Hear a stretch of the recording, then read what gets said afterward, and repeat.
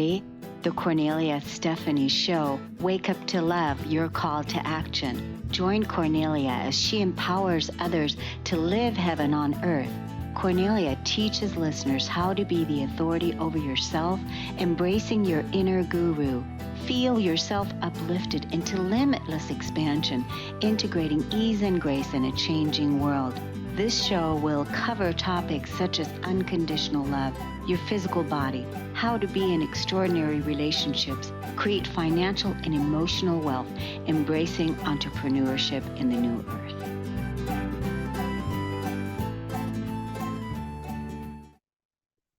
Hello, everyone. Welcome to the Kornelia Stephanie Show.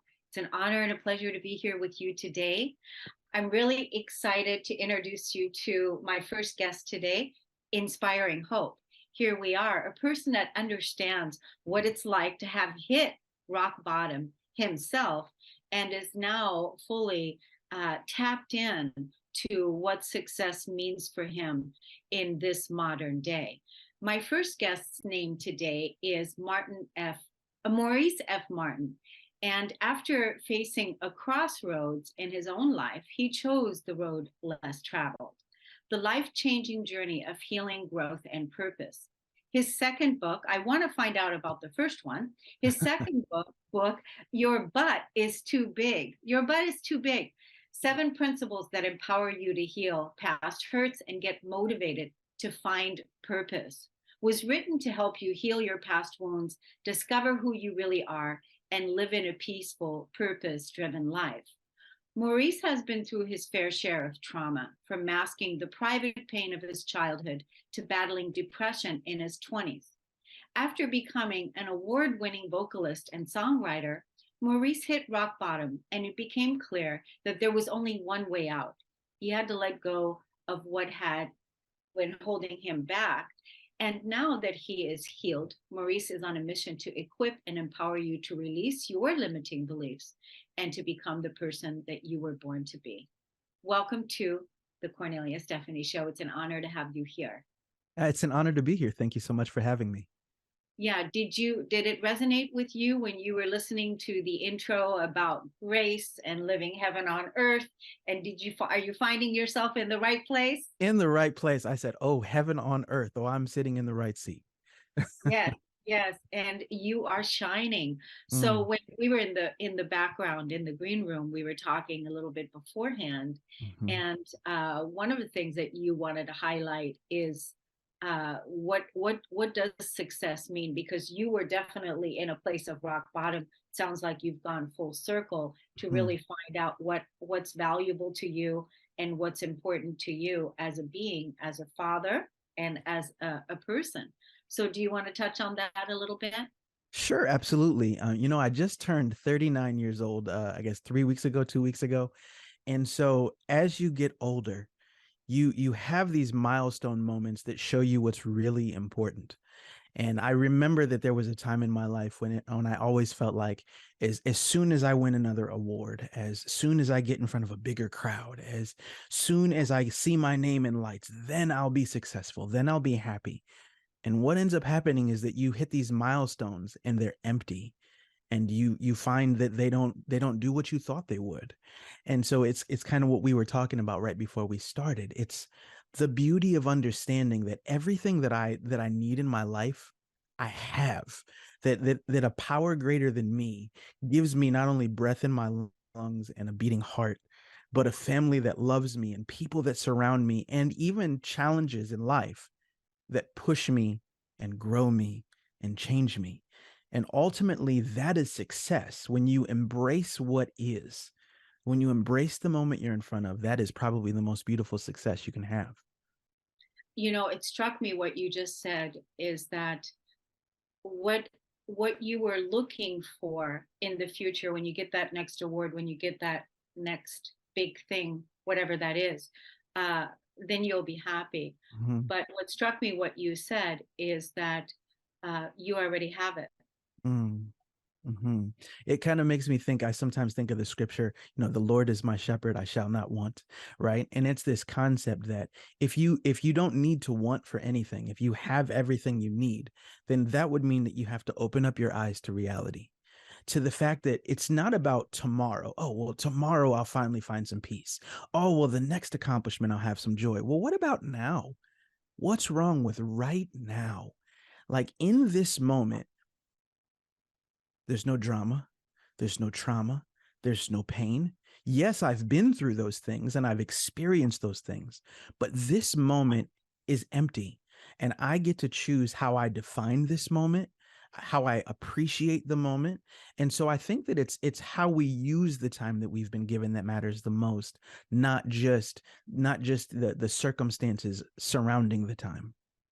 Yeah, I think it's so powerful to bring all of your awareness, your conscious awareness, your presence into the now moment Hmm. and create and live from there.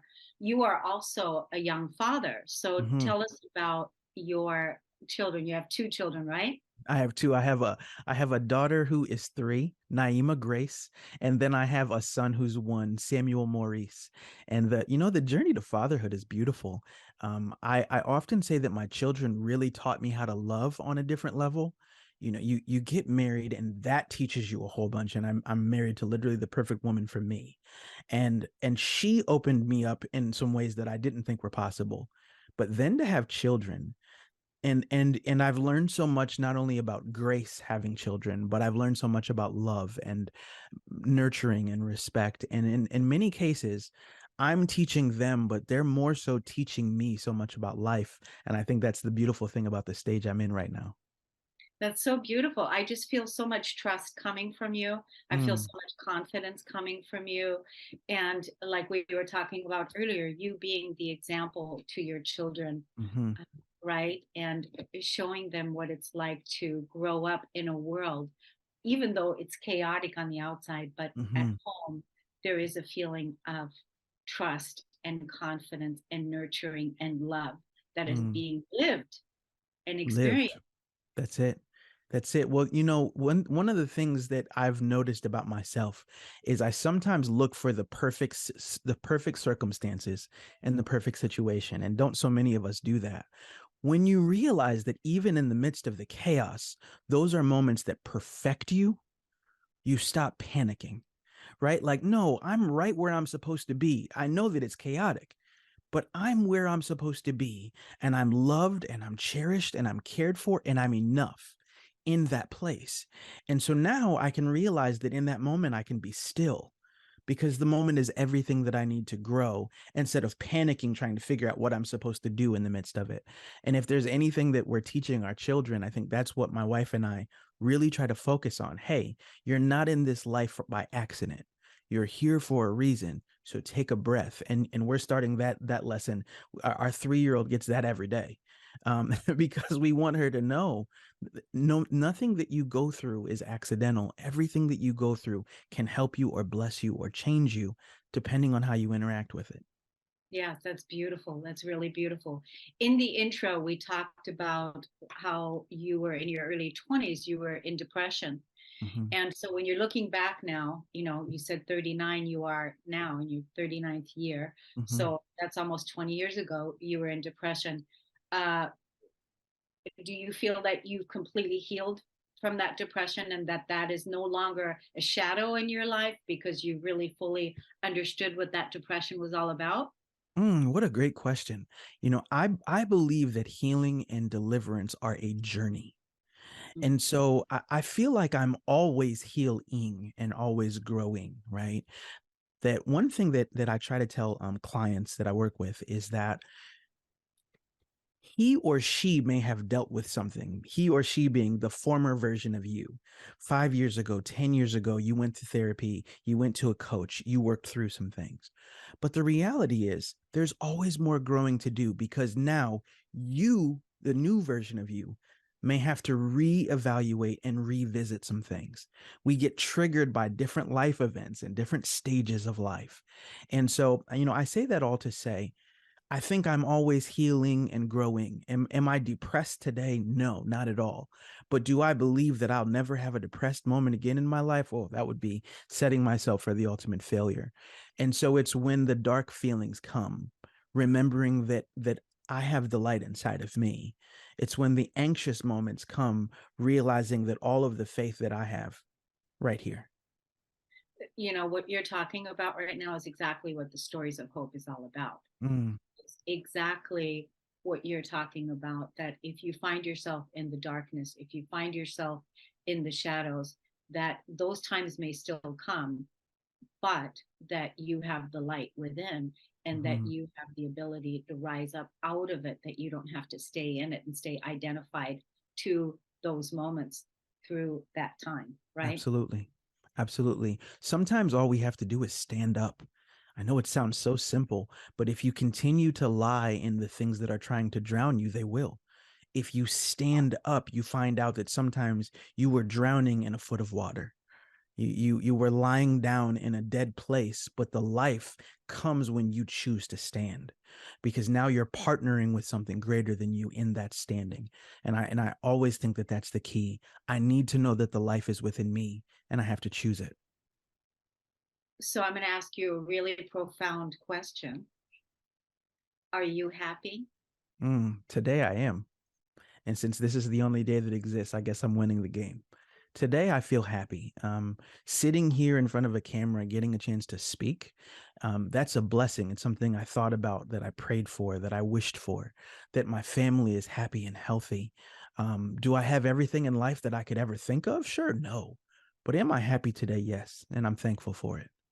Yes. And I think, with when we ask that question, are you happy? Because again, looking to attain happiness, putting it Hmm. out into the future. But if Hmm. we can look, that happiness is right here, and It's right here. happiness is a feeling, is Yes. feeling happy about who you are, feeling happy about who you are, Hmm. and about how you're living your life, and Mm. about what you already have instead of what you don't have. We talked about that earlier. I want to give the audience, an opportunity to find out more about what you do, as because we see that you're highly creative with your creations, that with being an author and also a podcaster. If you have a Mhm. podcast, let's tell them where they can look you up and find out more about what it is that you do. Sure, absolutely. The easiest way for people to find me, they can go to mauricefmartin.com, or to Your Butt Is Too Big. That's one T. Yourbuttistobig.com. But I offer coaching. I have a podcast. You'll see the link there. And I just love to talk to anybody who my words are resonating with. They feel the need for help. They feel the need for prayer, whatever it is. I'm available, and I'd love to talk to them. That's awesome. And your books are also on Amazon, is that right? That's correct. Yeah, my newest book is Your Butt Is Too Big. They can find that on Amazon.com. And my previous book was called Save the Day, and they can find that there as well. You're wonderful, Maurice Martin. I want to thank you so much for coming on and inspiring us today with your grace and your wisdom. Thank you so much. Absolutely. Thanks for having me. Thank you. We're going to take a break on the Cornelia Stephanie Show. We'll be right back.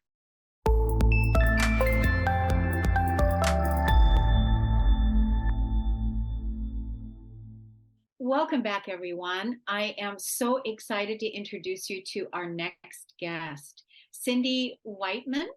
Lives Witteman. in Witteman, lives in San Antonio, Texas. She's a business owner, an author, an entrepreneur, a certified life and confidence coach, a nonprofit startup coach, and the founder, CEO of Driving Single Parents Incorporated. Welcome to the show today. Hi, thank you. So it's interesting that you are sitting in a car. For those of you that are, visual with us today,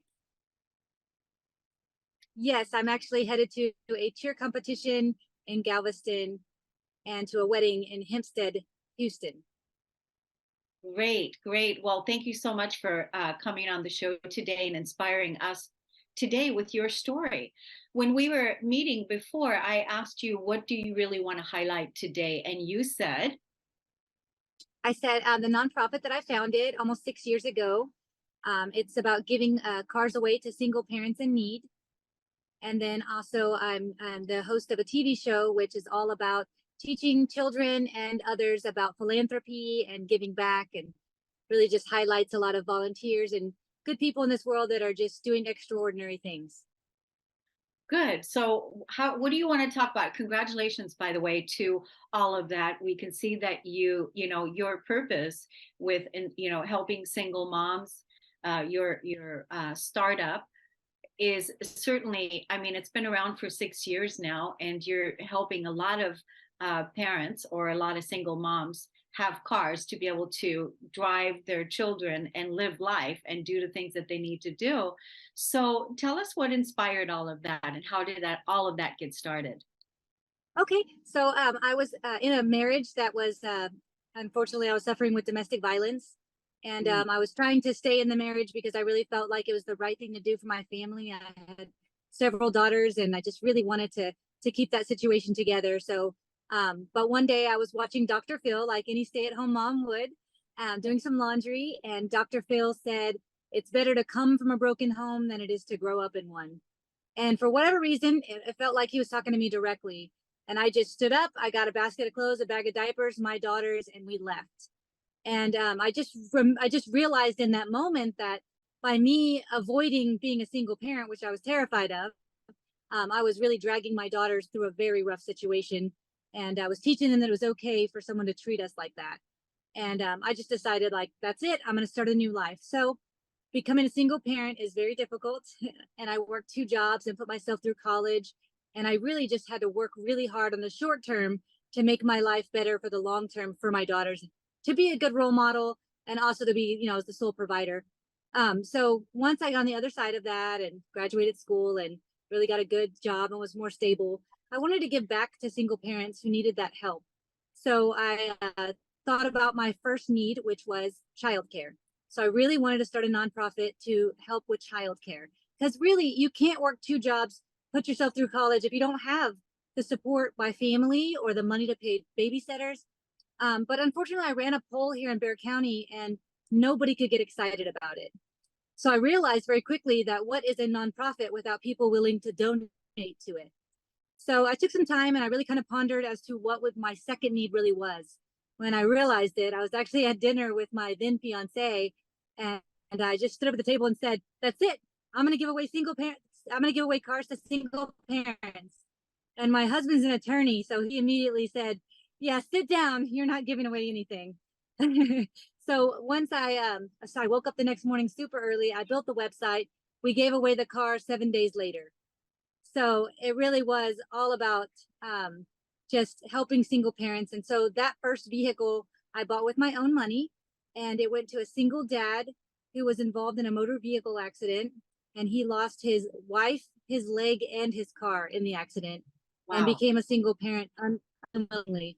So that's the kind of people that we try to help, is really people who are just doing everything they can to get to the next level in life and just need that tool, which is a vehicle to prosper.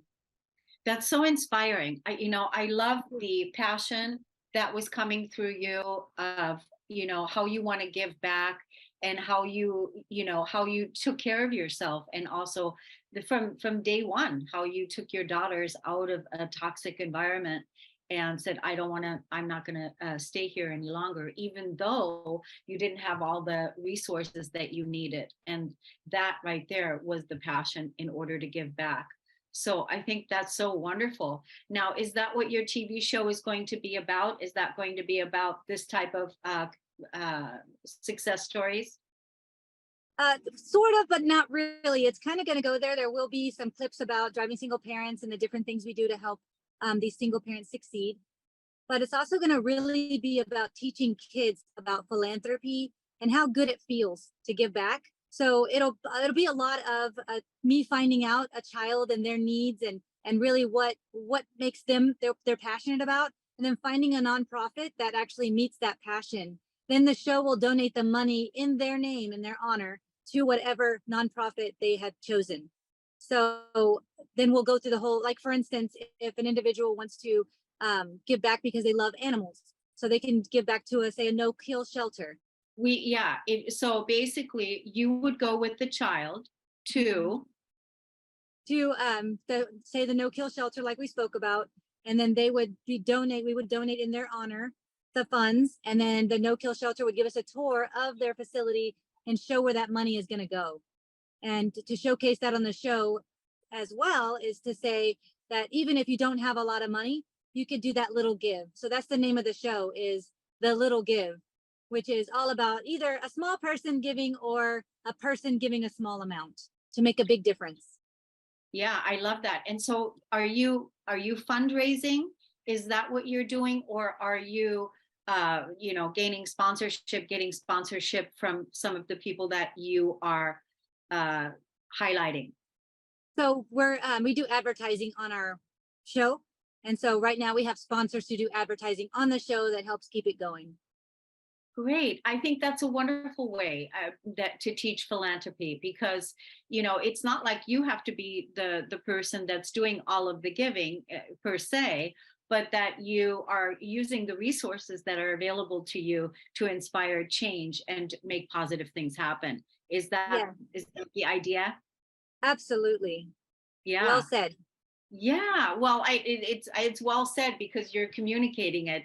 So I'm making sure that I'm hearing exactly what it is that you're saying. So, what would you like to say to our audience today about, how to get involved, how to find out more about your organization? What would you like to say?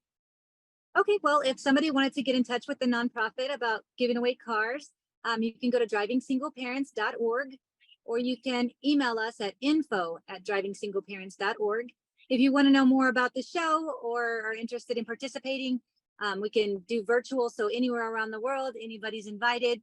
You can go onto my website at cfviews.com. And on there's a tab where you can click on the Little Give TV show. It'll give you a little bit more information. And then also a place where you can ask to be interviewed on the show. That's so great. So, as far as the children that have needs or, want to ask for help or want to start something, how do you find the children, or how did the children find you?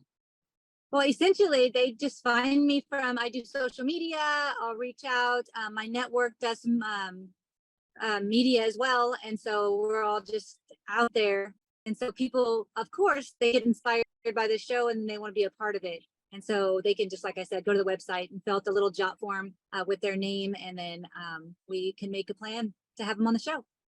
Great. Now, when you're doing your show, is your show going to be on national television, or is it going to be on a different platform? It's going to be on Phoenix TV. So it'll kind of be a little bit like Netflix. It'll air on a certain day, not necessarily a time. And then it'll be available 24 hours a day, 7 days a week. You can stream the episodes anytime that's convenient for you. Yeah, that's really great. That's exciting. When is that going to begin? March 14th. March 14th. What a way to begin 2023.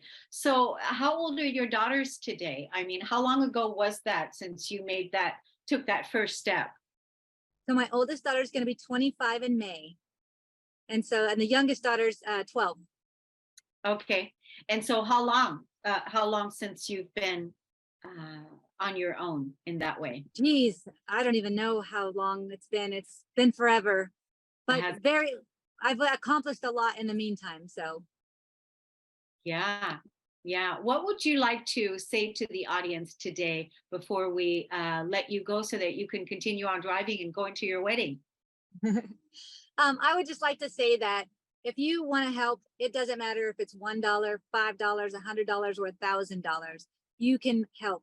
A lot of people don't know that a lot of bigger organizations or nonprofits take a big cut of the funds for administrative costs. So even though a person might be able to afford to give $1,000, sometimes only 7 cents actually goes to the nonprofit.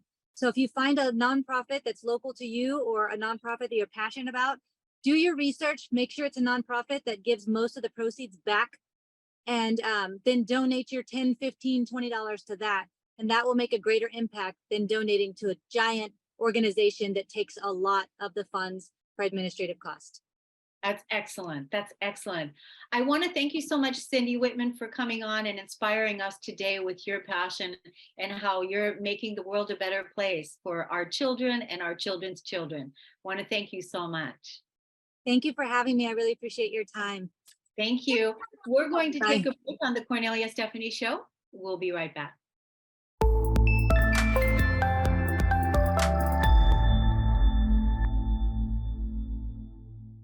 Welcome back, everyone. My next guest is joining us from Switzerland at the moment. Her name is Judith Furman. She's originally from Germany, but identifies herself as a global citizen. From an early age, she developed a passion for traveling. She's visited 50 countries around the world and lived in 9 of them. She holds a PhD in development studies with a focus on human development and worked for many years in academia. After her second maternity leave, she decided to pursue one of her passion projects and write a book on the beautiful lessons learned while living in different countries. Judith believes in the power of people learning from each other and moving forward as humanity together. She lives with her husband and their 2 small daughters in Switzerland and enjoys traveling, music, reading, spending quality time with family and friends, and a good glass of wine. Welcome to the show today. Thank you so much. Thank you so much, Cornelia, for having me. Oh, yes, I think it's so great that that you've turned your wisdom, your passion, into, an experience, had all of these experiences, and then also put it in a book. So you just recently wrote a book, right? Yes, exactly. Yeah. I So, wrote yeah, do you want to tell us a little bit about it? about how it came along, maybe. Yes. So it was actually so the backstory is a bit that I grew up in Germany and I always liked traveling. My father, he loved to travel. He's an adventurer, and he would take my brother, my mom, and me around the world from when I was quite at a young age. And so I developed this curiosity for other countries and cultures. And over time, I had the chance to visit quite some countries and to live in different ones, in different functions. So I lived for a while in the States, in Mexico, in different functions. There was working as a volunteer, then in Europe in different countries to study for university. I did my PhD research in India, and then my husband, when we met, he got a job offer in China and then in Japan. So we moved together to China and then to Japan for a couple of years each. And I really enjoyed these travels, these living abroad experiences. I mean, they're the different highs and lows you have when you come to a new country. You have to adapt and everything, but you can learn a lot, I think, from different perspectives, different customs, and just different mindsets sometimes. And for me, the incentive to write the book came really in 2017-18. We had been coming back from Asia after 4 years to Switzerland, and we had a small daughter, and it was a huge culture shock for me. Actually, it was maybe more culture shock to come back to Europe than to go to Asia at that point, because we had been living in Tokyo for 2 years, and it was this huge city. And then we came back to Switzerland, and I had been living in Geneva for 5 years before, so I knew it.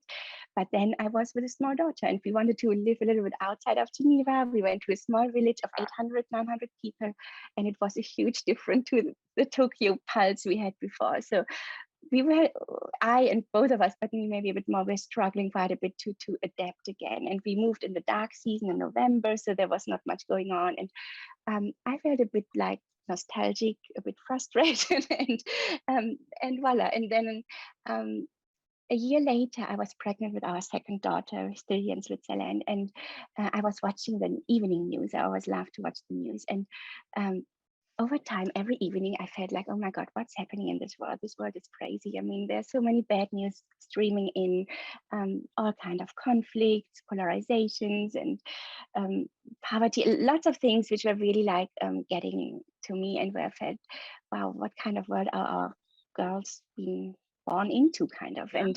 And that's when I was like, okay, in between there's a nostalgia from like not living in Asia anymore, and the frustration when seeing the news, which are important. I think it's important to know about these topics, but it can be overwhelming when you only see bad news.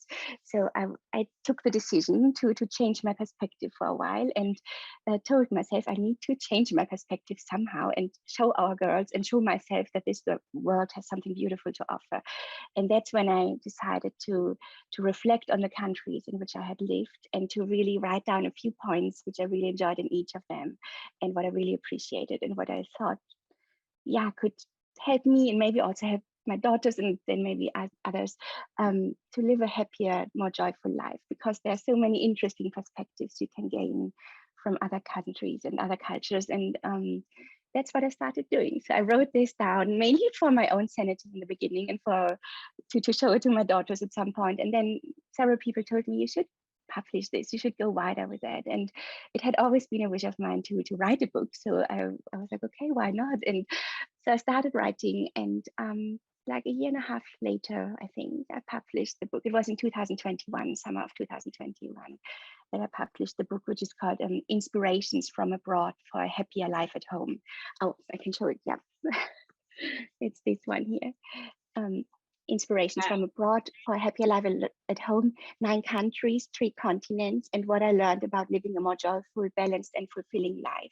So this is really about these topics, what I appreciated in these different countries and what I think we can take back from them, or I can take back, and maybe also some other people, into our own lives to make it a bit more joyful or meaningful. Happy. Yeah, it actually feels so playful. You feel so playful. It feels so playful the way that you're talking about it now.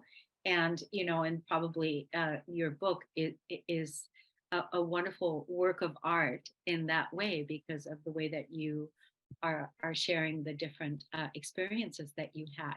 I was curious about when you left Asia and went back to Switzerland, and how you had to adjust again. And what was the adjustment? Was it that what was the contrast? That's, I guess, a better word. The contrast that you felt like from there, and then wow, you were in Switzerland again. It was different. I mean, granted, there was the winter, but what was the contrast?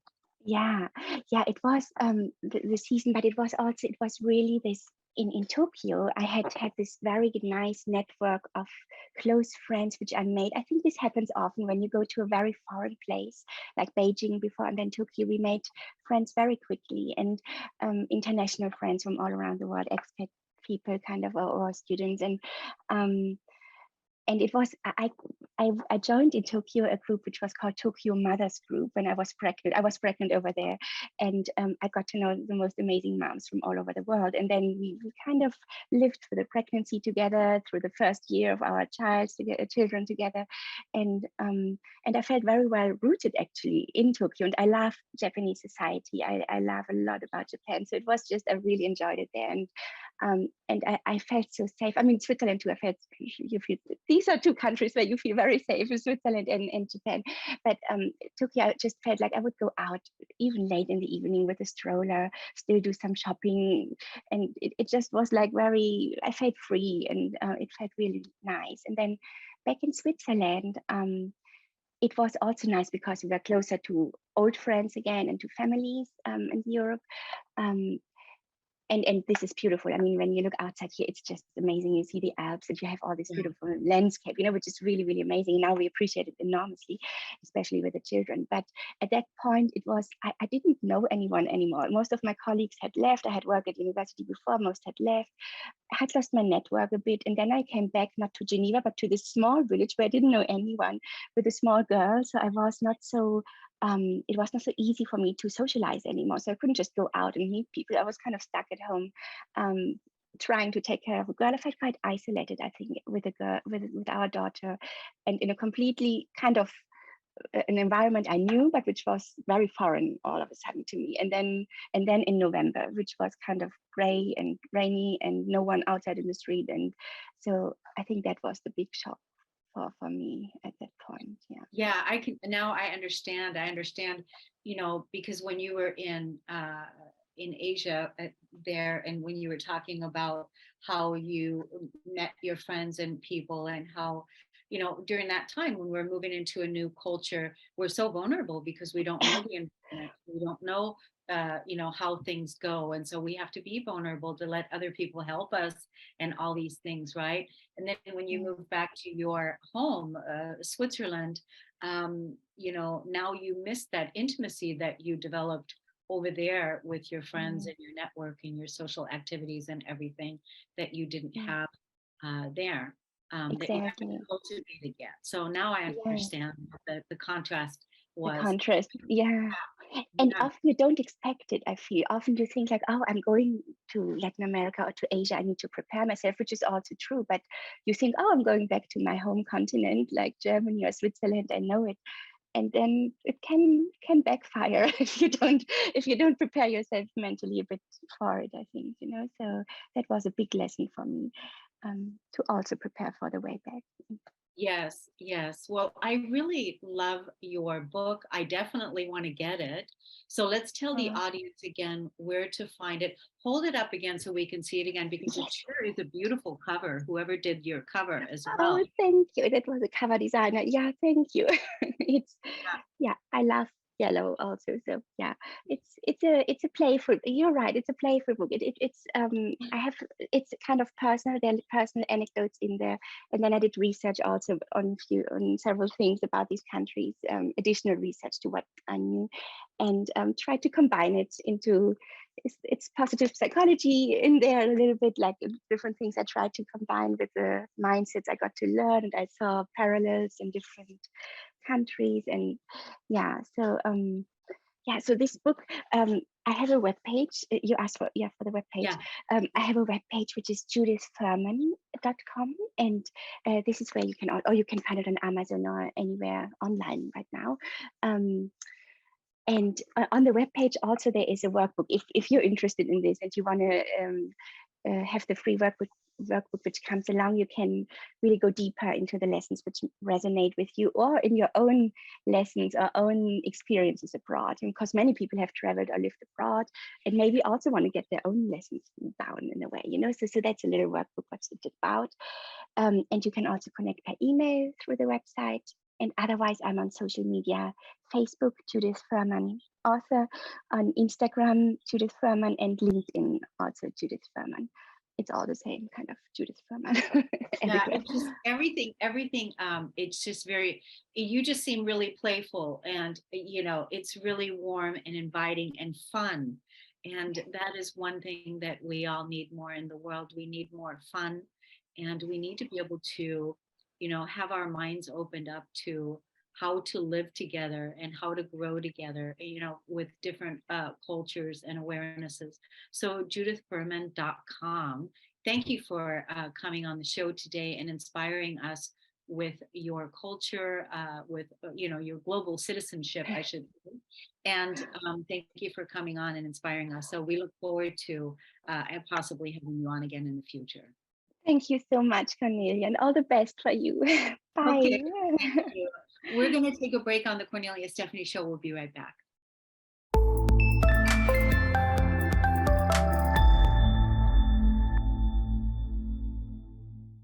Welcome back, everyone. I am going to introduce us to our next guest, and it starts with a sad story. Tracy Ozer is the founder and CEO of Journey Through Grief in Spokane Valley, Washington. After losing her 16-year-old daughter to suicide in 2006, she knew she had to do more for suicide loss survivor community. Now, with her master's degree in psychology, with an emphasis in life coaching, she has developed coaching programs specific to survivors of suicide loss. With her 4 phases of suicide loss concept, she has positioned her company to be an integrated support system for those bereaved by suicide. Tracy is a board member of the American Association of Suicidology, the Washington State Director of Impact, Family, and Friends, and is the host of a podcast titled Journey Through Your Suicide Loss. Welcome to the show today, Tracy. Thanks, Cornelia. Thanks for having me. Yes, and I'm really sorry for your loss, even though it seems like it was a long time ago, but I'm sure that you are still, that's something that never really fully goes away for mothers, isn't it? Very true. In fact, we had the 16th anniversary of her death this last December, 2 months ago. And, I assumed that 16 years out, and for all the work that I do, that it wouldn't, impact me as much. And I was certainly wrong, because it represented the same amount of time that she passed away that she was alive. So she was 16 when she passed away. 16 years gone. It was very surreal. This next year when she's gone for longer than she was alive, I'm sure that, that will be very surreal, as well. But yeah, it doesn't go away at all. No. Yeah, I wouldn't think that it would go away. The reason why, I'm very touched by suicide is because I am a suicide survivor. I was born with a suicide ideation and struggled with the shadow of suicide, walking with the shadow of suicide for up until I was about 35 years old. And so it took all of that time where I was continuously fighting it. And so, now after that time period, I know what it's like to be feeling, those feelings and to live beyond it, and also just how hard it was.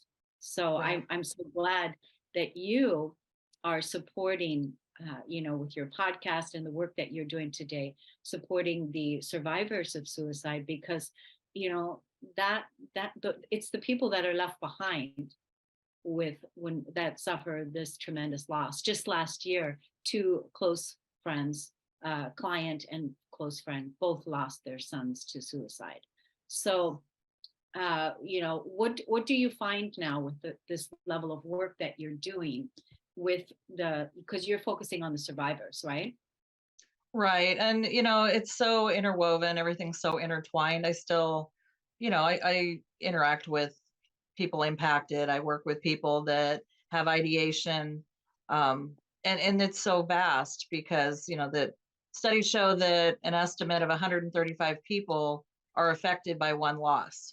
Some are affected, more drastic than others, depending on the relationship you had with that person. But, we don't talk about it. We don't talk about what is involved with that type of traumatic loss.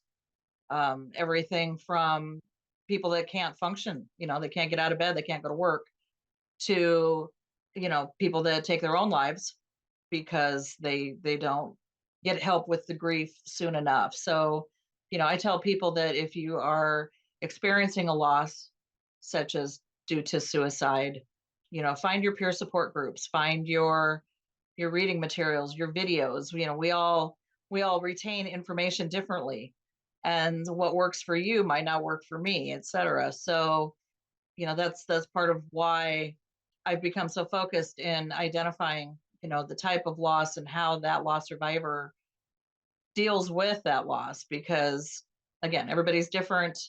And the goal here is we help everybody, because, after I lost Chelsea, I went and visited some peer support groups. They were very helpful because there's a lot of power in going into a room with someone who's going through the same thing that you are, and hearing their experiences so that you don't think that you're crazy in your grief. But what I found was, loss survivors due to suicide are very pigeonholed. We're essentially, they're in hiding because of the stigma due to suicide. There really isn't a lot of support. There's a lot of judgment. There's a lot of conversations of, well, what did you miss? Well, how come you didn't know this was going to happen? Which means people withdraw and they don't share. If you don't share the grief and you don't expel that grief, you end up with, like I said, your own depression, your own potential health risks. I gained a hiatal hernia 6 months after Chelsea died, and I thought I was getting, my grief out and being proactive with it. So it's a very fine line. We have to support people. We have to let the loss survivors come out of the shadows, and they have to feel safe, in doing so. Yeah, I think, the big piece, and I think this only has come out in the last 10 years, really, where we're, and look at, I mean, even with the pandemic, what happened in the pandemic, because the suicide, there was so many more, a suicide rate was just climbing higher and higher and higher in young men, and, just all over the place. The scale was, and, but the elephant in the room, when it comes to suicide, to even talk about it, that, really, that there's so many people that actually think about committing suicide. Some of them, planned it for a long time. and others it's acting on an emotional impulse, and who knows, but really talking about it and getting that grief out. Like you said, you developed a hiatal hernia, holding that. You thought you were dealing with your grief, but we don't really know. Are we really dealing with our grief? Are we really letting it out? And then even the person that's plagued by suicidal thoughts, suicidal ideation, what they're walking around with, like you said, do they feel safe to talk to somebody about it? It's a big piece. And I think that it's not going away. Right? Right. Yeah. It's not. No. Yeah, it's not going away. And I think that we need to, talk about it more. We need to have more support groups. We need to bring it out in the open more to support others through their grief. Even the person that is having those suicidal thoughts and that is, not feeling like just right now, even look at what happened. I don't know if you know Twitch. Right. Yes, we've had a lot of conversations around that. Yeah. About how we assume how someone is feeling. We assume because they have notoriety or success, right, that they should be fine. Why would they have any issues? And the reality is, as people, we hide a lot of trauma. We hide a lot of frustration, fear, anxiety, and we get so busy. I think the rest of us, we get so busy that we don't take the time, to support others and just say, how are you doing today? Yeah. Because we find that if they come back and say, oh, here's all my problems, well, now you've just invested your time, right? And then you back off. We need to invest the time because we're here for each other and support each other, and especially when you get trauma. Yeah, and most people wouldn't even know what to do with it. Like when somebody was to say, I just don't want to live anymore. Right. I'm tired of living. I don't want to be here anymore. And you say that to somebody, and does somebody really have the bandwidth or the wherewithal or the space or the room to even deal with it? So that's why I'm saying, I'm glad that you're out there doing the work that you're doing. I don't think this is going away. I think we need to talk about it more and more and more and educate people and give people the resources and tools that they need in order to support them. So let's tell everyone right now where they can look for your information on social media and where they can find you. Sure. So I have a website. It's journeythroughgrief.com. That's THRU for through. I also have Journey Through Grief and myself. We're both on Facebook. I have a big presence on LinkedIn, and occasionally I'm on Instagram, but that's not one of my heavy hitters. But my email, tracyo@journeythroughgrief.com. I welcome anybody that wants to interact with me, even if it's just a question they think might be silly.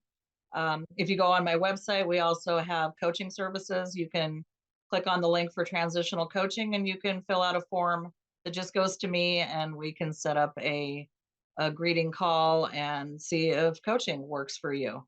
We also, like you said, we have the podcast. We offer a bunch of variety of things for people depending on what their needs are. Yeah, I just want to thank you. Why don't you also friend me on LinkedIn? And Okay. I'd like to possibly talk with you again about collaboration and what we can do to support this message and get it out.